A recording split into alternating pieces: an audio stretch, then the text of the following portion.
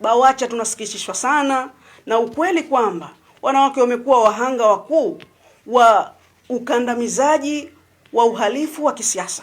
Tumeshuhudia wanawake wengi wakidhalilishwa mchana kweupe, wakipigwa na wengine kubambikiziwa kesi zilizokuwa hazina kichwa wala miguu, na wengine kudiriki hata kuhama makazi yao kwa kuhofia maisha yao. Ndugu wananchi, jambo hili ni la kusikitisha sana na halikubaliki kuona wanawake wakiteswa ndani ya nchi yao wenyewe, hasa katika nchi inaongozwa na mwanamke. Wanawake ni walezi wa jamii na nguzo ya taifa. Kuwatesa wanawake ni sawa na kuhatarisha mustakabali wa Tanzania.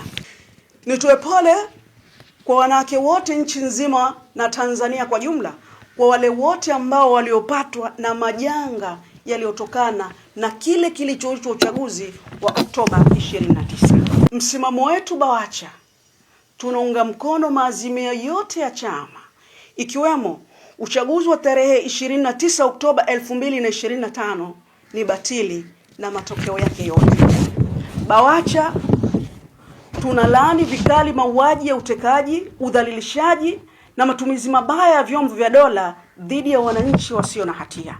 BAWACHA tunaitaka serikali kuwajibisha mara moja wale wote waliohusika na mauaji na ukatili uliotokana na kile kilichoitwa uchaguzi mkuu wa Oktoba 29 mwaka 2025.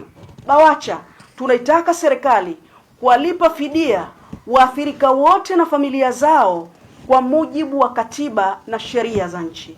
BAWACHA tunaitaka serikali kurejea uchaguzi mkuu baada ya mabadiliko ya kisheria na mifumo ya uchaguzi, ili wananchi waweze kuamua hatma ya nchi yao kupitia uchaguzi huru, wa haki na unaoaminika.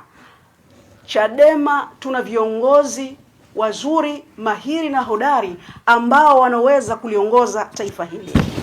BAWACHA tunatoa wito kwa taasisi za Umoja wa Mataifa.